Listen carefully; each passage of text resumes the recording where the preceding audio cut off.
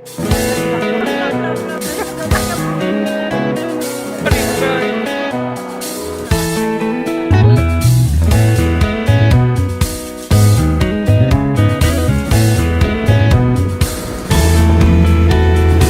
Bang.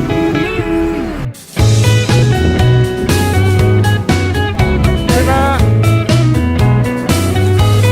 Ini Pak.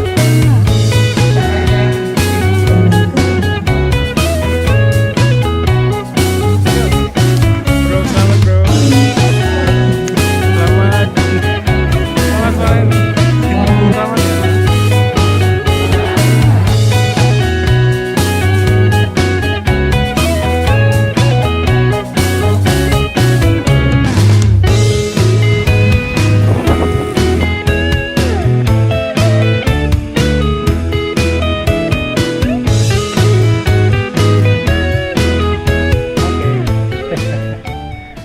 Halo semua, apa kabarnya?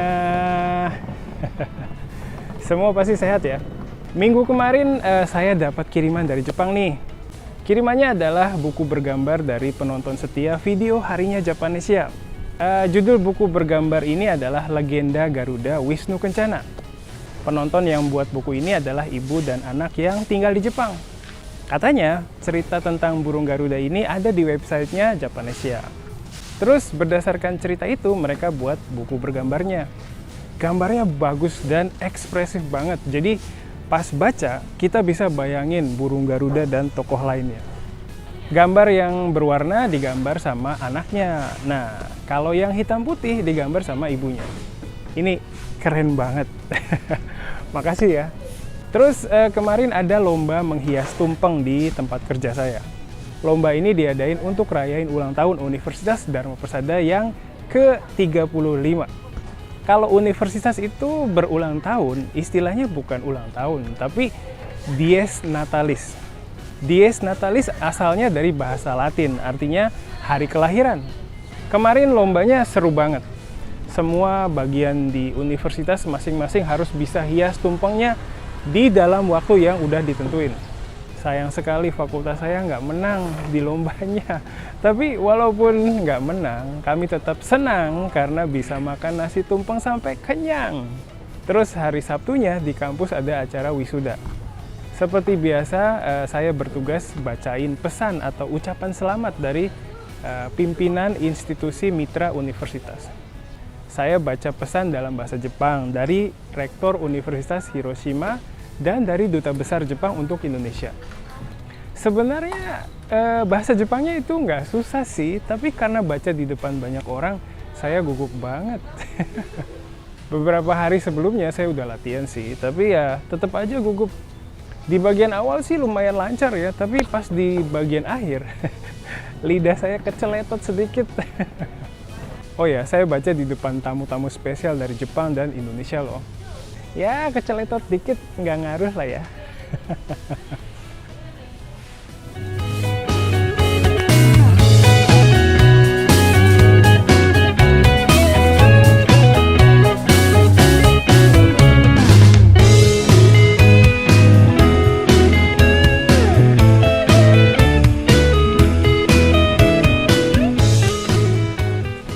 Oke. Itu tadi cerita keseharian saya. Makasih untuk kalian yang udah nonton video Japanesia minggu kemarin. Semoga videonya bermanfaat ya. Kalau ada hal yang kalian harap bisa dibahas di video kami, kasih tahu aja lewat kolom komentar.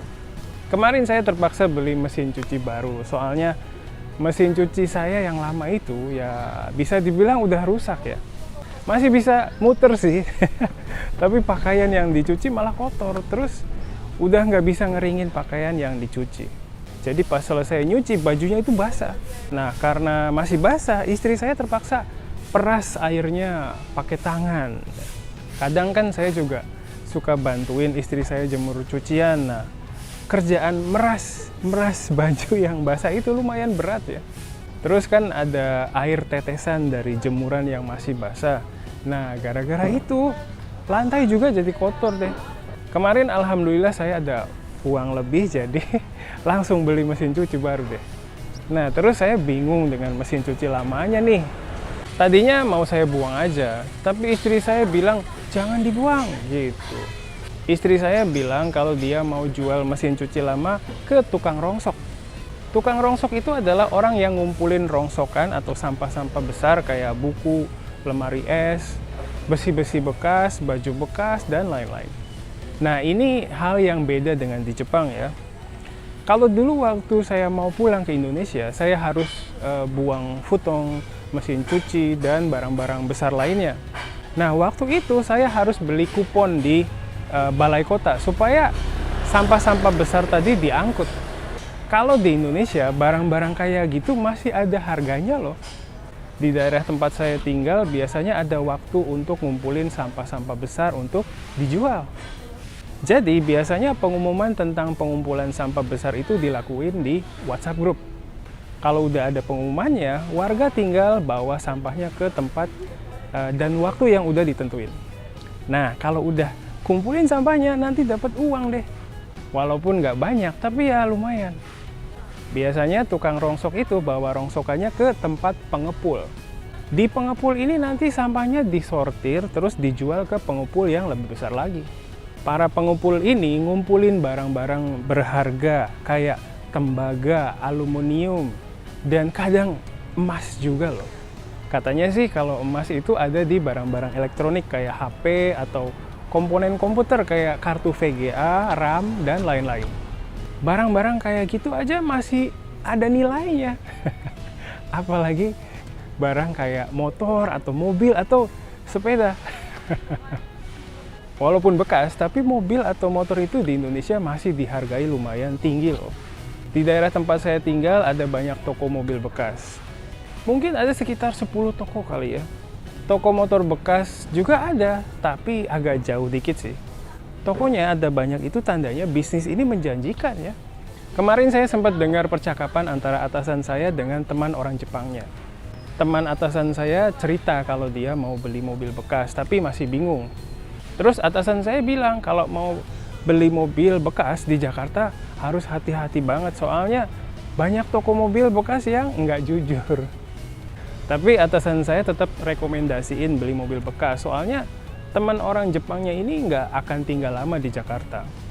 Terus atasan saya bilang kalau udah dipakai 2-3 tahun mobil bekasnya itu masih bisa dijual lagi. Ya walaupun nggak bisa dijual dengan harga seperti pas beli, tapi lumayan lah. Saya juga ngerasain hal yang sama dengan spare part sepeda. Saya lebih suka belanja spare part sepeda bekas di Jepang, soalnya lebih murah.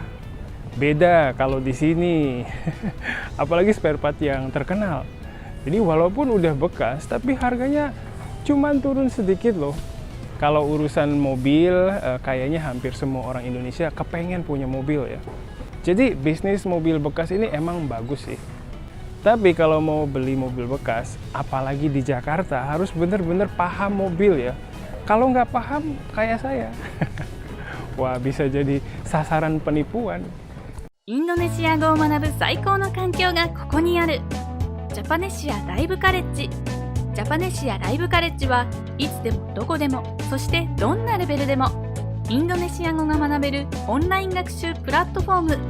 ライブ授業、自分のレベル、学びたい内容に沿った講師の授業に参加し放題。